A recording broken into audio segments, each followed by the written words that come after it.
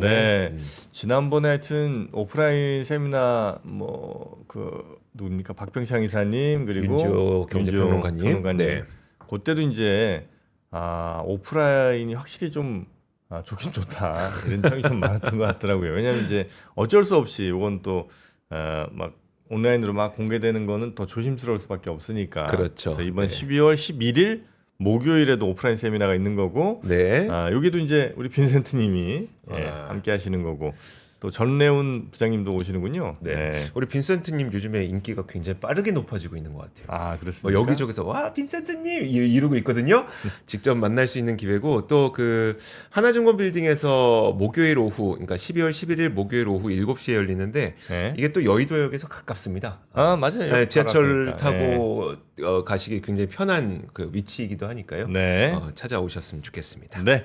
자, 그러면 빈센트님 바로 또 모셔봅니다. 어서 오십시오. 어서 오세요. 네, 안녕하세요. 빈센트입니다. 네, 반갑습니다. 자, 우리 빈센트님과 함께 이제 이게 고정적으로 나오시면 이게 이제 장점이에요. 이 흐름을 일단 짚어주실 수도 있고, 왜냐면 이제 한 번씩 이제 어쩌다 한 번씩 오시는 분들은 이제 자신들이 준비한 이야기 이제 주로 많이 해주시지만, 이제 빈센트님은 이제 우리 시청자분들과의 대화를 그렇죠. 주에 한 번씩 이렇게 해주시는 거니까 일단 지난주에 했던 대화 그 흐름이 또 꺾이진 않는 건지 이런 것도 한번 또 여쭤볼 수도 있겠고요. 네. 지금까지 해주신 얘기들은 대체로 밀의사, 밀리면 사라, 밀리면 의심 없이 사라, 그냥 주도주 사라, 이런 것들이 이제 쭉 있었었는데 오늘은 어떤 스토리일지. 일단 지금 이제 3분기 실적이 다 나왔고, 그리고 이제 이게 주가에도 영향을 꽤 많이 주고 있는 그런 상황인 거죠? 네, 맞습니다. 그러니까 바야흐로 실적 시즌, 실적에 대한 기대감이 높았음에도 불구하고 시장의 평가는 매서웠다. 왜냐하면 미국의 빅테크들 아직 엔비디아 실적 발표가 남아있지만 실적이 서프라이즈 했음에도 불구하고 주가는 오르는 것 반 내리는 것 반. 그러니까 그만큼 이제는 실적이 좋은 것은 기본빵이고 이외에 시장을 감동시킬 만한 스토리 내러티브가 있어야 된다라는 게 시장의 평가였고요. 그러면서도 어쨌든 실적이 늘고 있다는 것이 계속해서 기업이 돈을 벌고 있다. 최근에 오늘도 뒤에서 말씀드리겠지만 지난주 조정이 좀 있었습니다. 가파른 조정이었습니다. 뉴스 헤드라인에서는 이런 얘기까지 있었습니다. 4,000p 열흘 천하 끝났다. 하지만 오늘도 우리 장 시작해야 알겠지만 저는 오늘도 오를 거라고 보는데요. 전반적으로 다시 한번 4,000포인트를 사수했죠. 그러다 보니까 이 실타래들이 얽혀 있었는데 이 얽힌 실타래가 어떤 것들이고 그 실타래가 어저께부터 하나씩 풀리기 시작한다라는 거. 그러면 이 실타래는 어디까지 풀릴 수 있을까? 이런 것들이 오늘의 좀 논의 포인트인데요. 정프로님 말씀 주셨던 것처럼 실적 시즌, 하지만 매서운 실적 평가라고 볼 수 있고요. 어제 우리 장이 좋았기 때문에 더구나 계속해서 우리가 바라던 그림. 주도주가 회복세가 빠르다. 10만 전자, 60만 닉스. 중소형주 너무 안 가는데요. 네 계좌는 마이너스인데요. 등등의 포머를 밟고 계속해서 주가는 우상향하고 있다. 다시 한번 말씀드리지만 밀의사라는 것을 제가 어떤 타이밍에서 갖고 왔었냐면 오르는 것만 계속 오를 겁니다. 의심하지 말고 사셔야 될 때입니다. 라고 얘기한 지가 벌써 한 2달여 정도 되는데 여전히 그 스토리는 이어지고 있다. 흔히 실적이 좋으면 뒤늦게 화들짝 사는 매매 행태들이 있습니다. 의심을 엄청 하는 거죠. 너무 높다, 버블이다, 가격이 가파르다 등등. 하지만 지금의 장세와 기세는 여전히 앞으로 긍정적인 부분들이 남아있다. 배당 세율 조정, 내년도에 있을 상법 개정 등등을 놓고 봤을 때 여전히 그런 기대감이 우리 증시를 주도주로 이끌 것이다. 주도주만 이끌 것이다 라고 보고 있습니다. 그런 주도주가 여전히 이제 받을 것 같고요. 그래도 이 얘기는 한 번쯤 해주셔야 될 것 같긴 해요. 그러니까 믿고 있고 의심하지 않고 있긴 한데 그래도 지속적인 AI 버블로는 좀 계속 나오고 있잖아요. 사실 이거는 앞으로도 지속적으로 나올 이야기이기 때문에 이 실타래, 얽힌 실타래는 이건 안 풀릴 것 같은데 어떻게 보세요?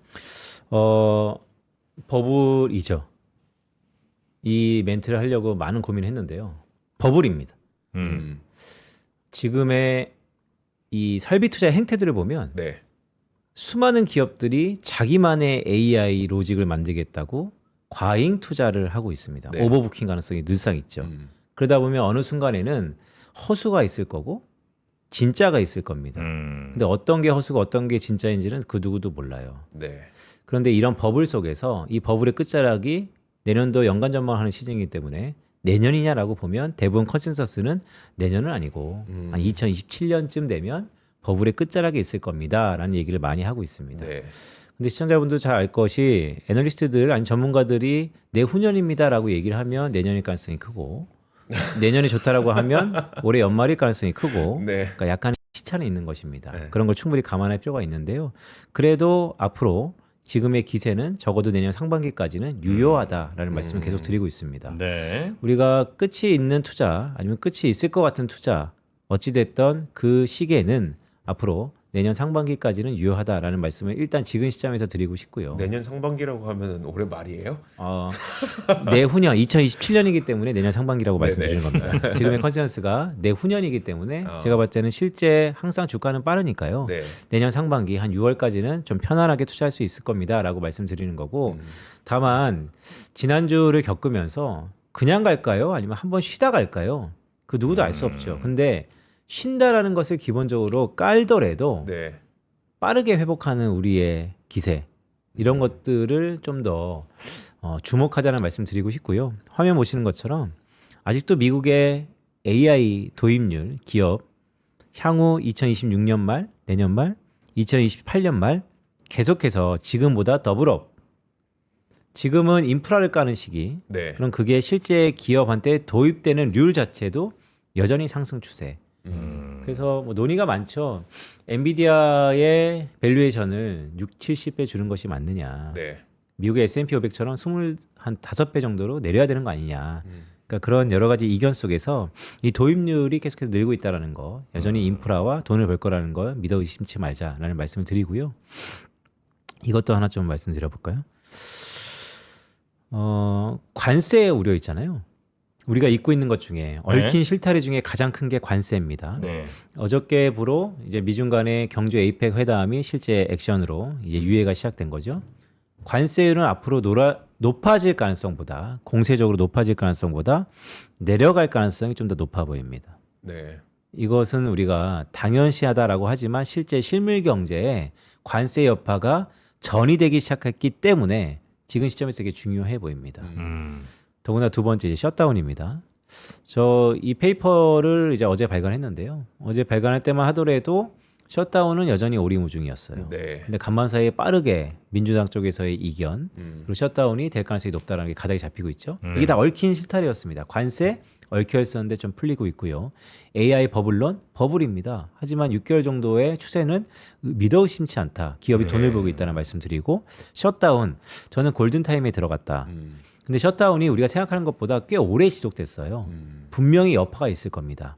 근데 이 여파가 어떤 여파냐면 미국의 4분기 GDP가 생각보다 안 좋아질 수 있을 것 같습니다. 네. 네. 그런데 시장은 간사한지라 내려가는 GDP가 내려가면 내려갈수록 4분기가 하락하면 하락할수록 물론 연율화 기준이지만 내년 1분기에 대한 기대가 상당 부분 있을 것 같습니다. 그렇겠죠. 네.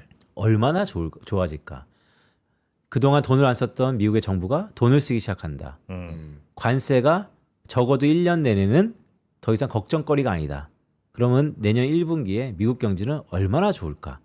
이거에 대한 기대가 상당 부분 긍정적으로 해석할 가능성이 높아 보입니다. 그래서 이 얽힌 실타래를 지금은 걱정할 때가 아닌 것 같다라는 말씀도 드리고요. 물론 이렇게 좋다 보면 또 그 이면에 이렇게 좋은데 미국 연준이 금리를 인하할 수 있겠어? 유동성이 계속해서 풀릴 수 있겠어? 등등도 따라오겠지만 지금부터 내년 한 상반기까지의 고민거리는 얽힌 실타래가 풀린다. 네. 근데 뭐 실타래까지는 아닌 것 같긴 합니다만 그래도 여전히 제 걱정하는 것 중에 하나 저는 이제 환율 쪽인데 네.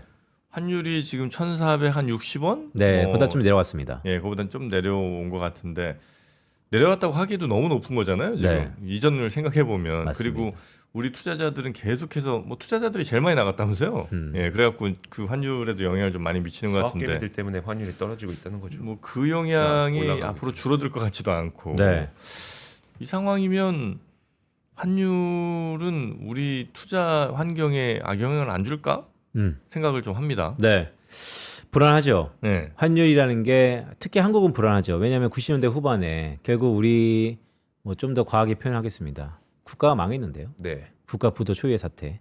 원인이 뭐였냐라고 하면 결국 빚 때문이고 그게 형태는 환율 때문이었습니다. 따라서 환율은 우리에게 되게 트라우마죠. 더구나 앞으로 10년 동안 나눠서 가져간다라고 하지만 대미 투자라는 큰 아젠다 속에서 어쨌든 외화가 반출되는 가능성이 높아 보입니다. 그렇다면 이전에 없던 나가는 요인이 계속해서 생기는 거죠. 2천억 달러가 될지 아니면 그게 인플레이션과 뭐 복리 효과로 더 많아질지 모르겠으나 어쨌든 이런 없던 것들이 생겼기 때문에 이전보다 환율은 높아지는 건 사실인 것 같습니다. 네. 근데 문제는 그걸 이제 버텨낼 수 있는가가 문제인 것 같습니다. 일본의 사례를 볼까요? 일본이 잃어버린 30년을 우리가 이겨내는 데 있어서 지금은 역사의 뒤안길로 사라진 아베의 노믹스. 아베의 경제 철학 중에 하나가 결국 환율을 약세로 시켜서 경제 모멘텀을 일어나시키겠다는 겁니다. 네. 경제 모멘텀은 결국 투자 요인이었습니다. 결국 경제가 발전하려면요. 기여도 측면에서 투자가 살아나야 됩니다. 네. 투자가 없는 미국이 리쇼링을 주창하는 이유는 결국 소비로는 한계가 있다는 것이죠. 결국 그 투자를 일으키는 데 있어서 미국은 강대국이니까 속된 말로 삥 뜯으면서 네. 관세에도 불구하고 모든 경제 철학이 작동하지 않았던 이유는 그 미국이 너무 셌다. 감히 반기를 들 수 없다. 이거는 이제 미국의 논리고요. 그럼 우리 같은 이제 아시아 국가들은 일본의 사례를 놓고 보더라도 결국 환율의 움직임이 투자를 자극시킬 거라고 봅니다. 네. 그게 내부에 있던 외부에 있던 기업이 투자 활동을 한다. 물론 정확히 세금을 따지면 그 투자가 외국으로 가서 국내로 들어오는 게 예전만큼 못하기 때문에 환율이 약세에 있거나 네. 기업은 돈을 버는 것이고요. 국가와 기업을 달리 보기 시작했다. 제가 지난주에 말씀드렸던 겁니다. 똑같은 한국이 아닙니다. 이제는 외국인 입장에서 정부, 연간 2% 성장하는 정부와 연간 10% 이상의 기대 수준을 갖고 있는 기업을 달리 보기 시작했기 때문에 환율이 부담인 건 사실입니다. 아무렇지 않다는 얘기가 아닙니다. 하지만 그럼에도 불구하고 외국인이 한국 자산을, 한국 주식을, 한국 기업을 안 살 거냐라고 한다면 저는 살 가능성도 여전히 열어두면서 보자라는 말씀을 계속해서 드리는 겁니다. 알겠습니다. 고환율에도 네. 네. 분명 그 요즘에 최근에 기름 언제 넣으셨어요? 기름이요. 네. 일주일 전에 넣었습니다. 지금 국제유가는 60달러 미치인데 네. 휘발유 1,700원 넘어요. 네. 그러니까 제가 그 웬만한 데 가도 음. 원화 가치가 너무 떨어지니까 우리 분명 수입 물가는 계속 올라갈 거고 네. 실물 경기는 힘들 거고 다만 이거는 아까 빈센트님 말씀해 주셨던 것처럼 국가가 그런 상황인 거고 네. 대신 기업들은 지금 다른 상황이기 때문에 투자 측면에서는 괜찮을 네. 것 같다. 이 얘기 하시는 거잖아요. 그렇죠. 그러니까 이 모든 것들이 영원할 수 없습니다. 네. 결국 그러니까 그 국가의 통화는 그 국가의 펀더멘털을 반영한다는 측면에서 네. 과거에는 금리차, 물가차, 기업의 펀더멘털, 즉 경제의 차에 따라서 환율이 결정됐죠. 그런데 우리가 흔히 TSMC 얘기를 많이 하는데 네. 저는 TSMC가 하나의 기업이라고 보지 않습니다. 결국 TSMC 리퍼블릭이라고 보는데요. 네. 엔비디아바 밸류체인 속에서 가장 많이 돈을 번 건 TSMC거든요. 그런 쪽으로 우리가 대만에 투자하는 거와 TSMC에 투자하는 것이 지금은 같을 때도 있고 다를 때도 있는 것처럼 네. 한국의 유능한 기업들 시가총액 1등과 2등 기업들 지금 시총이 1,000조가 넘었는데 이 방송에서 계속해서 얘기했었죠. 조만간 1,000조가 넘습니다. 하다가 이미 1,000조를 훌쩍 넘어버렸고 그렇죠, 네. 이제 다음 스텝은 제가 저번에는 이제 우스갯소리로 얘기했었지만 주도주와 대장주. 네.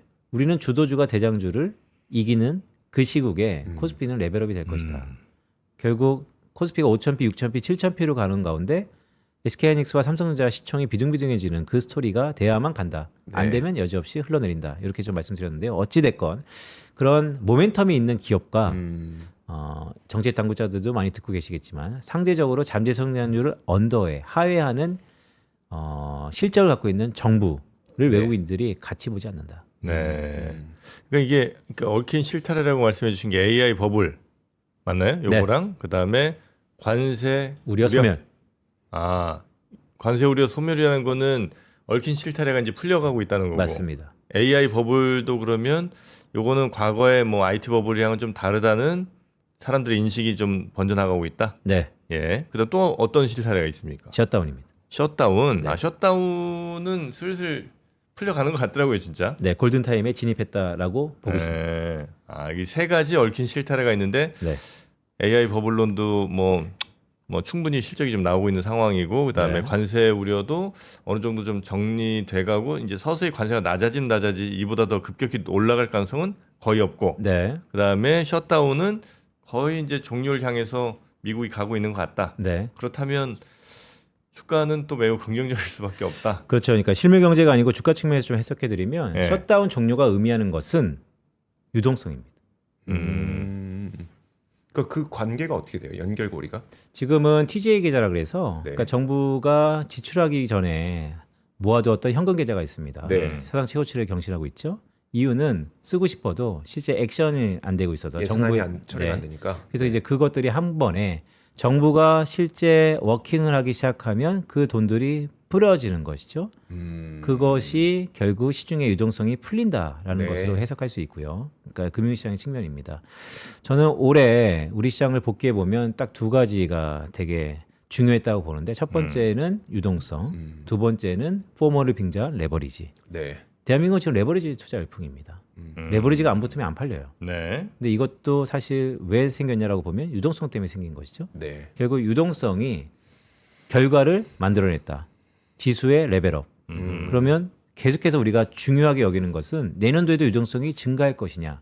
전 증가한다고 보고 있고 그럼 그것을 움직일 수 있는 가장 중요한 핵심 원동력은 뭐냐라고 하면 원래는 연준이고 네. 그래서 연준을 계속 트래킹하는 거고 근데 최근 들어서 셧다운이라는 어떻게 보면 해프닝 같은 이벤트가 있었다. 근데 그것도 얽혀있지만 이제 풀린다. 네. 그래서 이미 40여일 동안 미국의 일부 기능이 정부 기능이 마비되었기 때문에 당연히 경기는 안 좋은 성적표를 받을 겁니다. 왜냐하면 소프트 데이터라 그래서 네. 미시건대 소비자 심리지수 1978년부터 월간 집계가 되기 시작했습니다. 네. 사상 최저치입니다. 그래요? 지금이 사상 최저치입니다. 그것이 무엇을 의미하냐? 미국의 67%가 소비 경제입니다. 미국의 3분의 1을 담당하는 소비 경제의 심리 지수가 이 미시건 대학교에서 분기는 50년대부터 했지만 월간으로 바꿔되는 그 시기 이후에 가장 최저치라는 거죠. 지금이 글로벌 금융위기보다 더 낮아요? 네, 제 하나 차트 있죠? 차트 하나 갖고 왔나요? 소비 심리가 그 네, 정도로 요거 낮아요? 화면 보시는 것처럼 1978년부터 발표했는데요. 지금 가장 낮습니다.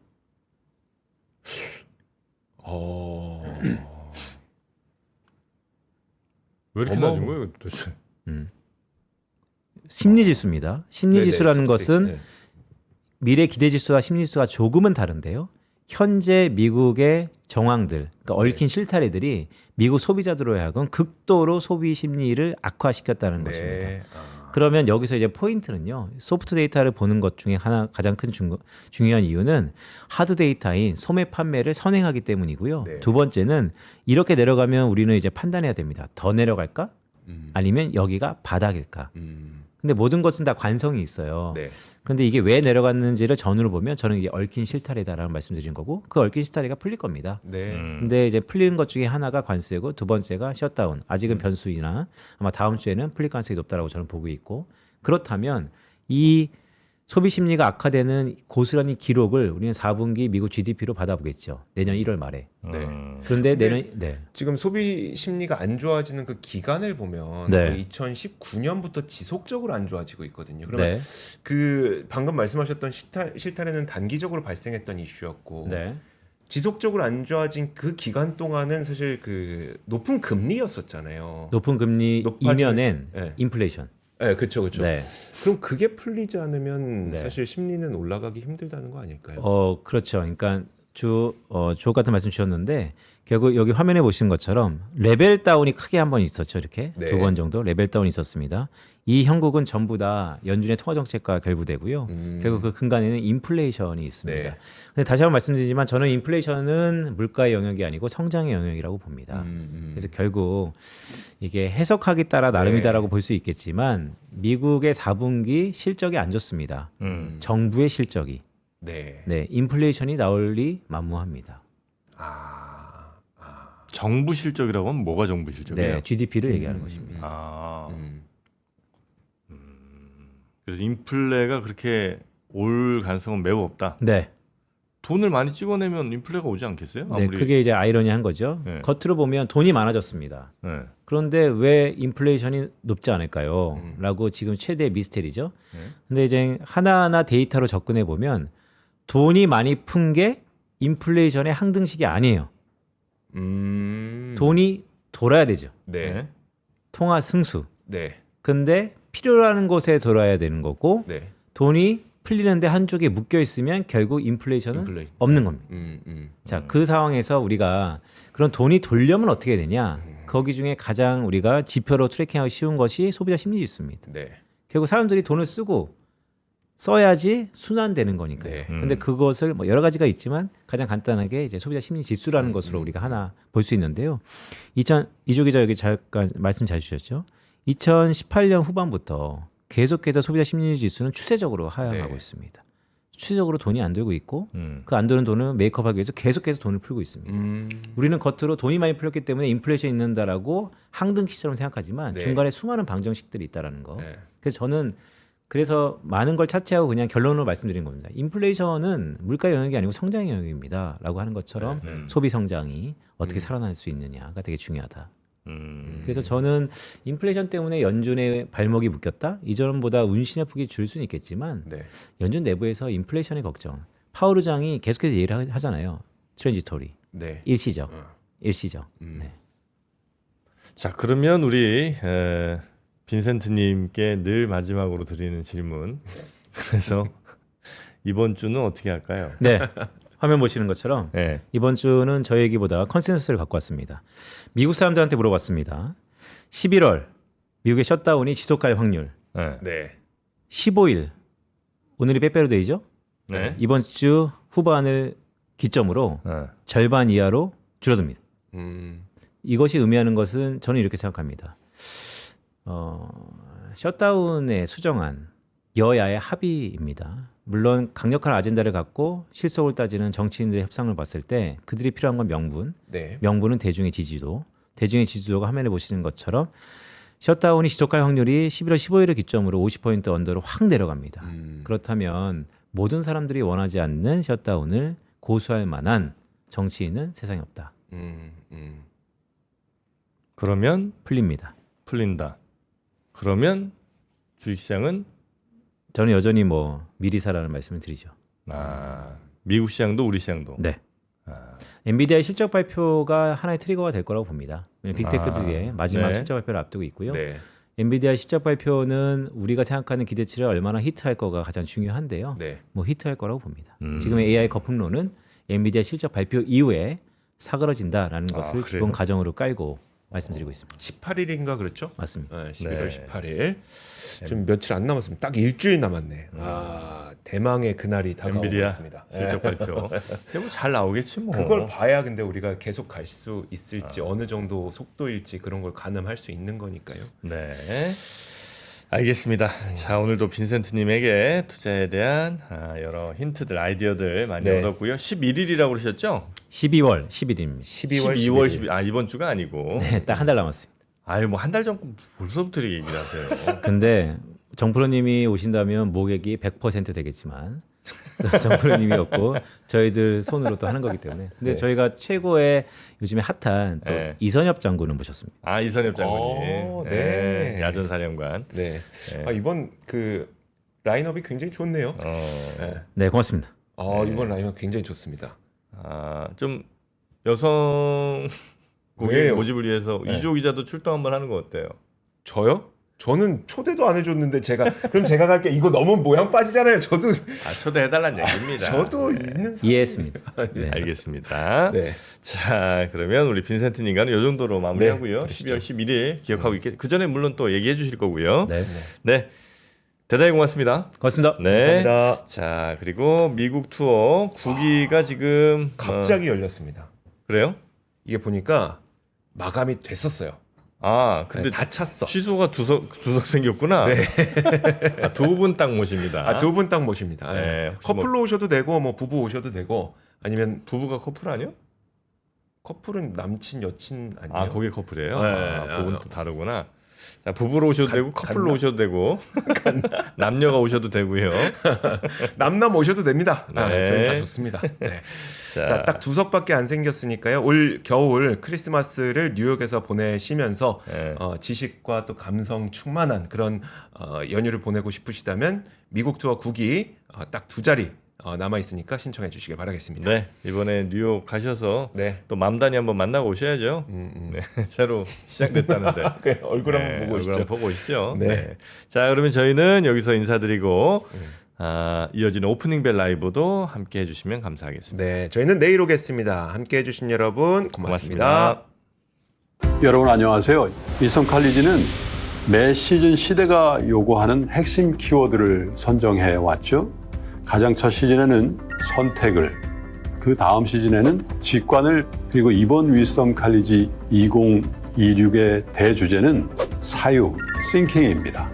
10초짜리 쇼폼에도 정말 집중하기가 어렵고요. 내 생각과 다른 의견은 몇 초의 알고리즘을 통해서 걸러내고 있는지도 모르겠습니다. 이런 말들이 있잖아요. 생각하는 대로 살지 않으면 사는 대로 생각하게 된다. 1시간 또는 2시간 보다가 이거 내가 뭐 하고 있지? 라는 생각을 할 때 생각이 우리의 삶을 제어할 수 있는 것으로 나아가면서 자기의 삶을 생각이 이끌어갈 수 있게 하는 훈련도 해야 되고 또 방법도 찾아야 되는 것 같습니다. 마이클 샌델로부터 시작되는 이 여정, 11개 분야 17분의 연사들과 함께하게 될 위스덤 칼리지 2026. 여러분들의 인생의 새로운 전환점이 되기를 바라겠습니다. 영상 아래 링크를 통해 지금 등록하세요.